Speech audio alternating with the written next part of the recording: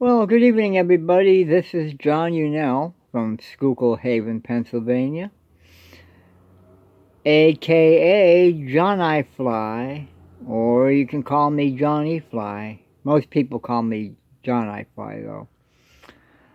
And it's been a little bit of a delay. I wanted to get this out in the beginning of the week, but it just turned out that I waited till the end of the week, and it's Saturday night, so I hope everybody's doing well. We had one hell of a week. And for the most part, I'd say it was for the better. We actually have a new president in office for a change. One, as somebody said, can complete a complete sentence that makes sense. So congratulations, President Joe Biden and Kamala Harris, who is our new vice president. I have some positive vibes, should I say, concerning this team. I'll tell you what, they're doing far better than Trump ever did. They've signed numerous executive orders. I didn't catch how many they did, but there's quite a few. I think it's over 30. And anyway, Joe Biden was inaugurated on Wednesday, the 20th of January. And of course, Kamala Harris was sworn in first by Sotomayor, Justice Sotomayor. And then I believe his name is John Roberts, the Chief Justice, swore in Joe Biden. So congratulations, Mr. President and Madam Vice President. I was going to say Mrs. I guess I wouldn't be wrong in that either, but I think her proper title is Madam Vice President. First time I believe we have a female vice president in American history. So that's a good sign, people. And I'm excited about Joe Biden being president because he's had at least 36 years of experience in the Senate. So this man's not going in all green. Pardon me. God, it sucks when you get itchy eyelids. Well, anyway, I liked Joe Biden's inaugural address. And the main thing that he stressed was unity. Something that I don't think the Republican Party, or should I say Trumpican Party, knows anything about. If they do have unity, it's how to be united in hate. But anyway, one of the things, and I would say it's the main thing that President Biden concentrated on, was this COVID-19, or the coronavirus as it's known. Very top priority. I mean, you're talking, I think it's over 410,000, if not more now. 410,000 people who are dead Americans, because of this virus. And I believe it's over 25 million new cases. I really believe that had the previous administration done what they were supposed to do, it might not be so bad. But, as it turned out, Donny Boy didn't even have any plans. He didn't have anything mapped out for the vaccination program, for the second shot vaccination. And that's pretty sad. Well, I guess he wouldn't have, because especially the last week, he had nothing to do but play golf. Must be nice. I didn't get a chance to goof off when I was working. But what can I say? When you have a man that was in office that's incompetent, didn't know what he was doing, you know, I really don't understand why he even ran. Was it a power trip thing? Possibly. Maybe people had told him, "Hey, I think you're the man. You could run, and you can get things done." And he probably thought, "Yeah, we can do that." He got elected all right, despite the stupid shit that he said. I mean, come on. Really. I don't know. Maybe it's the generations that have changed since when I was younger, but I know when I was always raised to be nice to people, to respect everybody else. And the saying that we had when I was growing up was, don't speak unless you're spoken to. I mean, our parents, our generation, well, I guess the World War II generation that raised us, sometimes they had some pretty rough policy. That's how I look at it. Don't speak unless you're spoken to. Well, we want to know what our young people have to say, but, you know, that's just how it was back then. But anyway. So that's where we stand right now. At least we have a president that's doing something. He signed how many executive orders? And of course, I'm looking here now. I'm just, like I said, I'm a few days behind, but you'll get the idea. We had 4,200 COVID deaths overnight. Now that was on January the 21st. It was the second deadliest death day that we had in America. So imagine that. We also had a figure of 900,000 Americans filed for jobless claims the previous week. 900,000. But Trump has the nerve to sit there and say, oh, the economy's doing so good. My goodness. And the virus, man, we turned the corner. Don't you know that? We turned the corner. Yeah, we turned the corner, all right. Not the corner we're supposed to turn. Let's put it that way. So, Biden issued economic-focused executive actions. He signed some.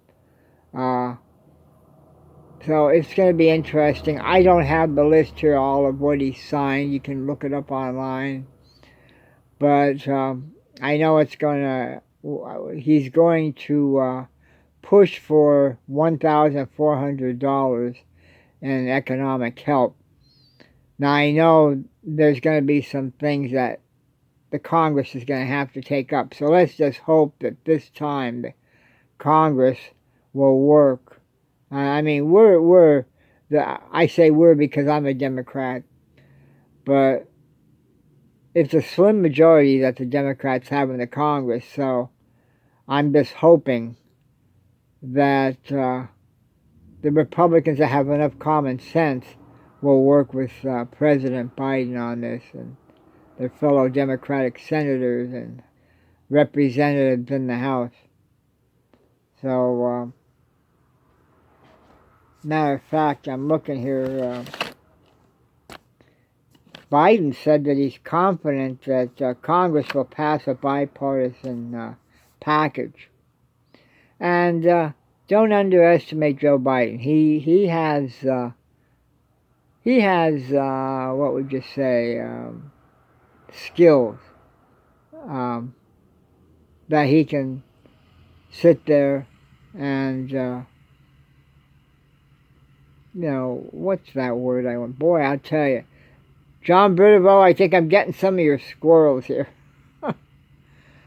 But anyway, negotiating skills. That's what I was looking for. Joe Biden has some good negotiating skills. And I think if you have some decent Republicans that use common sense and are willing to work with the president, we can get something done. So he's confident of that. And And I'll tell you what, it would work for the best because there's a gentleman here I have written down, Mark Zandis, I believe his name is. He's the chief economic guy out of the Moody's and the Analytics. That's the name of the company, Moody Analytics. And he said that Biden's plan would get the economy going by at least 2022. That seems like a long thing away, but when you think about it, the months will fly by. But we got to start now. We got to do something.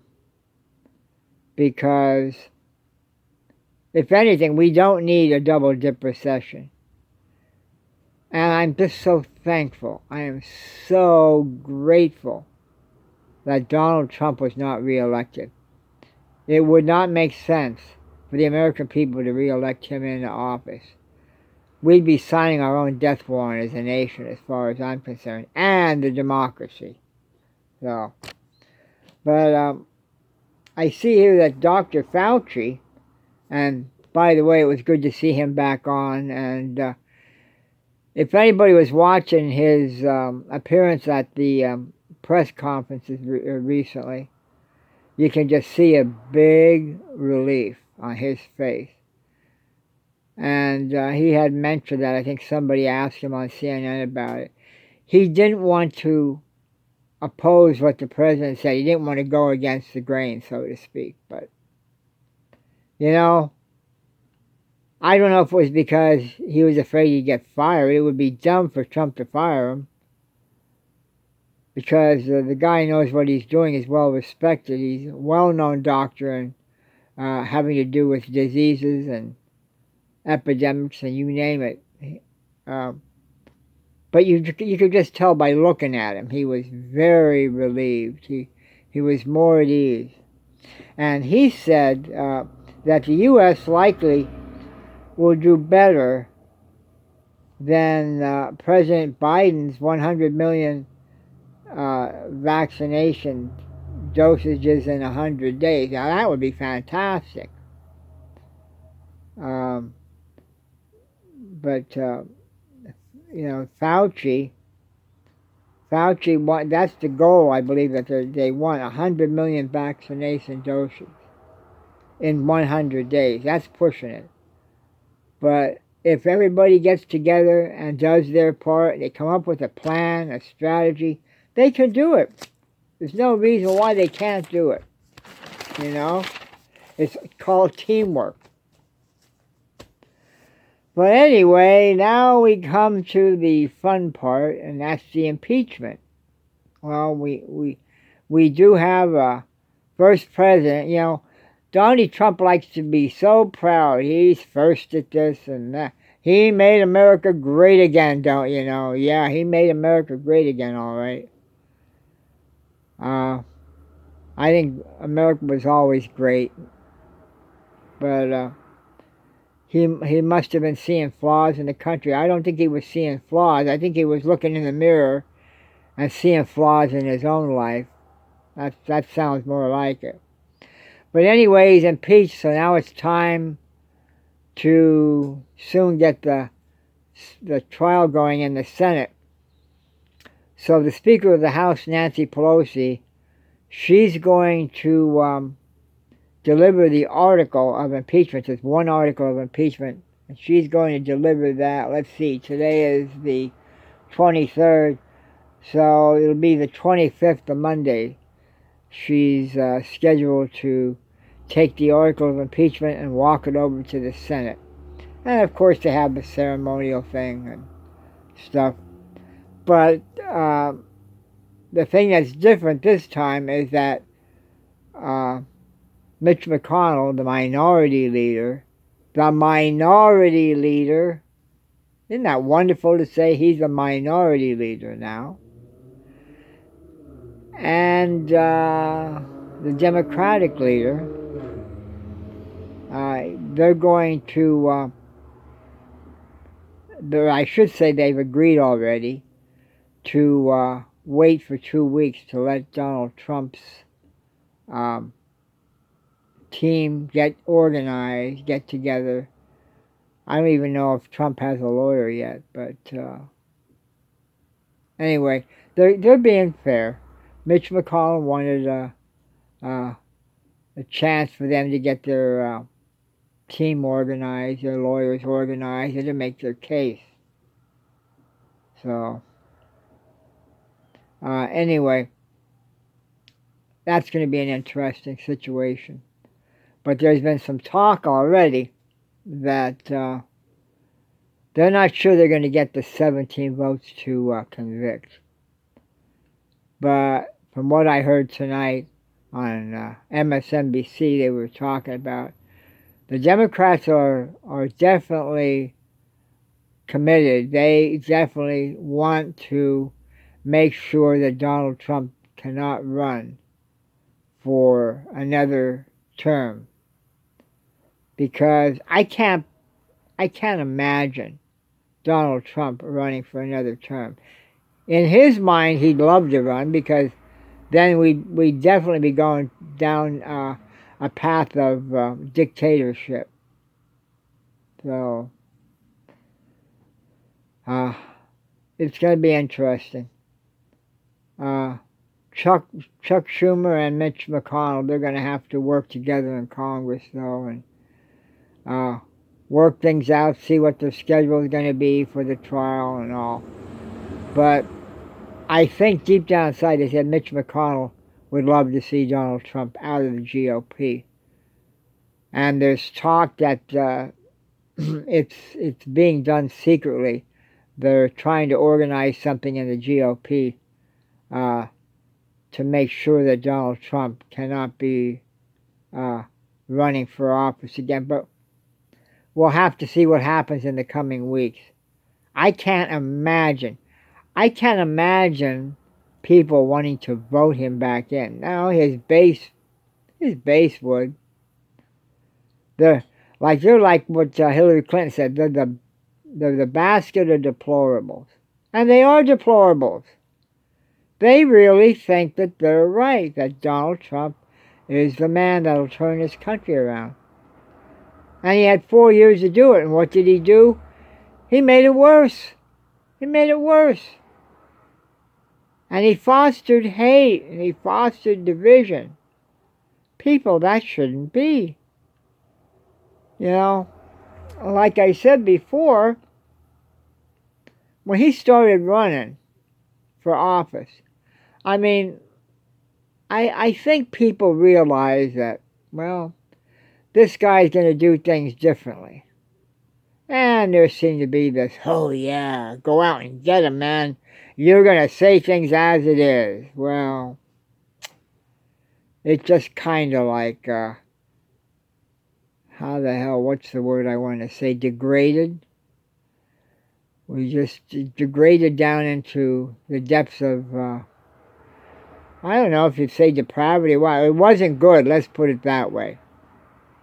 I mean, when you sit there and you have a big rally and you have, if somebody protests in the rally and Trump sits there and says, knock the hell out of them. I'll pay your attorney's fees. Come on, people. When you see this stuff happening, is that normal? People like that in the media. They like that. I mean, I've been around soon to be 65 years. I've never seen anything as disgusting, and that's the word I want to use, because it describes Donnie to a T.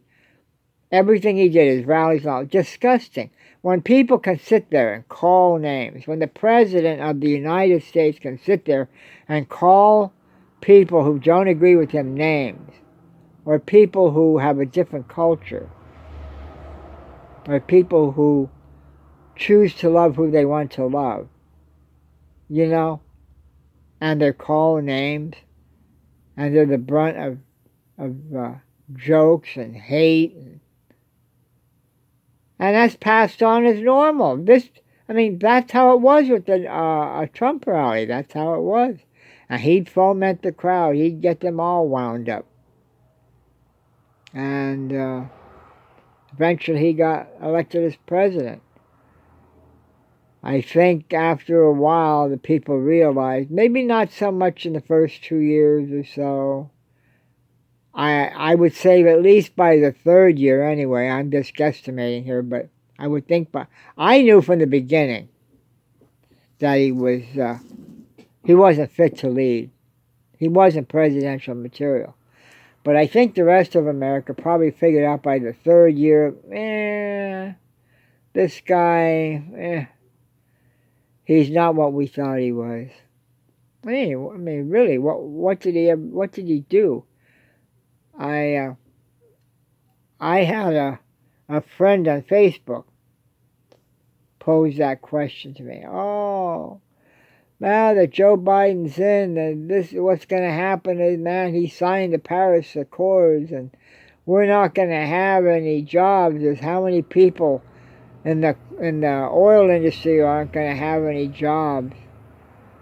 What they don't understand, well, number one, Biden, President Biden now, but he came right out and said, this climate change is doing damage to our earth, and I'm going to make changes. He made promises, and he's keeping those promises. But the thing is, he's not writing this stuff off and saying, that's it, you're out of a job. What he's proposing is going to give us a lot more jobs. And I would be willing to venture millions of jobs, but things have to be worked out. But to just sit there and say, oh, the only energy we have is oil and coal, and oh my God. No. Times are changing. I mean, the coal industry itself, it's not what it used to be. It's fading out. People don't want to use that. It's pollutant. It pollutes the air when you burn it. And we have to look for newer opportunities. I was watching this past, what was it? I guess it was Friday.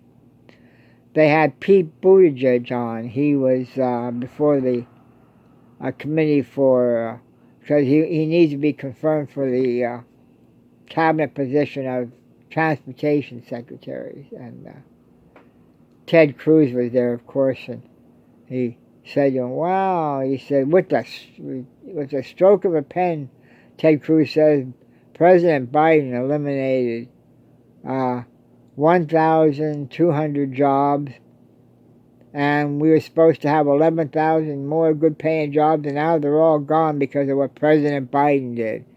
And Cruz asked him, what's your views on that? And Pete told him.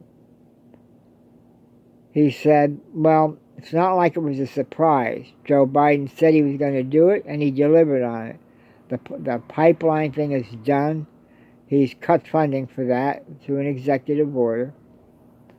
And the result, though, is that with new jobs, we'll have a better chance. I mean, there'll be millions of jobs, the way Pete put it. I don't have the exact quote, but he said things are going to have to be worked at and negotiated and talked through and planned. But there'll be millions more jobs. Not just... See, Ted Cruz and that crew, they limit us to only a few thousand jobs. And, oh, you're cutting our jobs. Oh, my God. No, we're going to clean the air, clean the environment. And in the process, they'll be creating new jobs. Now people are going to have to be trained, A lot of these workers that have been used to working in coal, or the coal mines, or the oil fields, what have you, oil rigs, they're going to have to learn a new job.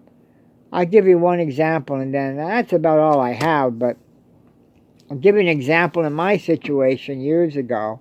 I worked in the textile industry. And God, I guess I don't know exactly offhand. I worked 14 years in a bleach and dyeing plant where they take the knitted fabric and bleach and dye it and finish it. 14 years in there. And then I did knitting for, oh God, another 12 years. So it's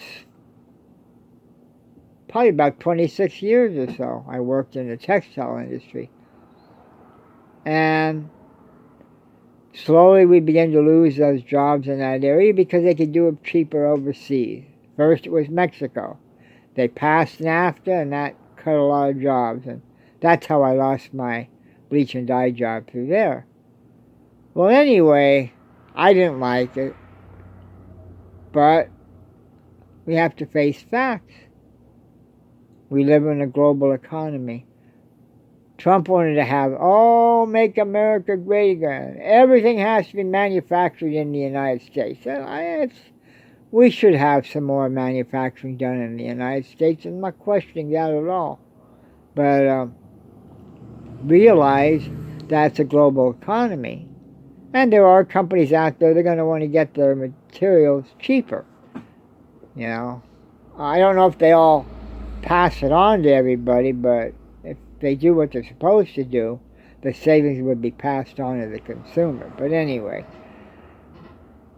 that's what happened. The textile industry, the industry didn't die, it just moved overseas. But in its place, we have the energy field, we have the computer field, and it's going to take retraining in a lot of people to be retrained for a new job. But it's just a fact. I don't like it, but it's reality. Now I'm retired, of course, but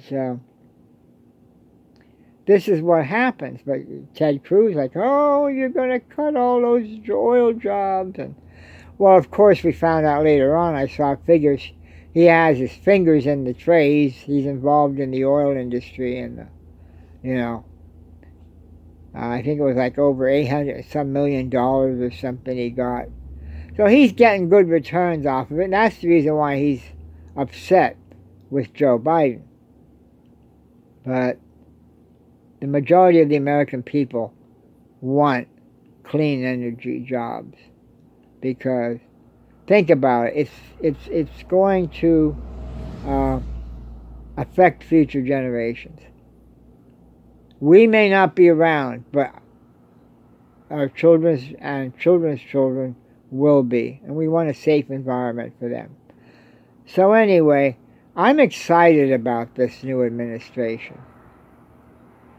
The main thing is the Republicans and the Democrats have to work together. I know Joe Biden from being vice president years ago, and he was born in Scranton. That's about a 2-hour drive north of me here in Pennsylvania. Then he made his home in Delaware, but the guy is a down-to-earth, honest, and he tells it like it is. So I'm excited. I'm excited. And like I said in my last video, let's support the man. If it takes sitting down, writing a letter, snail mail to the White House, or getting online and go to whitehouse.gov and send him an electronic email message. I did that 1 year on an issue, and when Bill Clinton was in it, he wrote me back. So you never know. Write him, encourage him, say, we're behind you. And also contact your local representatives and senators.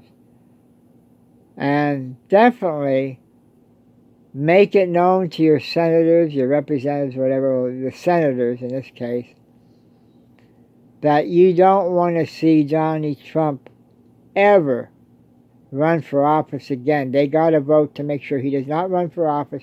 They got to vote that he's convicted. I'm not sure if he's going to get the 17 votes needed, but maybe he will. So stay tuned. In 2 weeks we'll have the trial.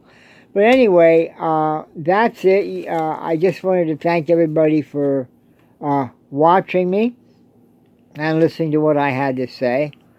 Remember, you can find me on YouTube under John I Fly at youtube.com. Or no, John I Fly. What am I saying? YouTube. I have a Yahoo account, but like John Bridwell says, I'm not starting this over. But anyway, on YouTube I go by John I Fly, so you can go to my channel and encourage people, if you have friends, encourage them to check it out. Subscribe to my channel, and also you can find me on Facebook under my real name, John Unell, Unell. So anyway, thanks for listening to me. Enjoy the rest of your weekend, and hopefully I can get a few more rants or discussions, whatever, during the upcoming week. So enjoy your Sunday, and I will talk to you soon, people. Have a good night. Bye-bye now.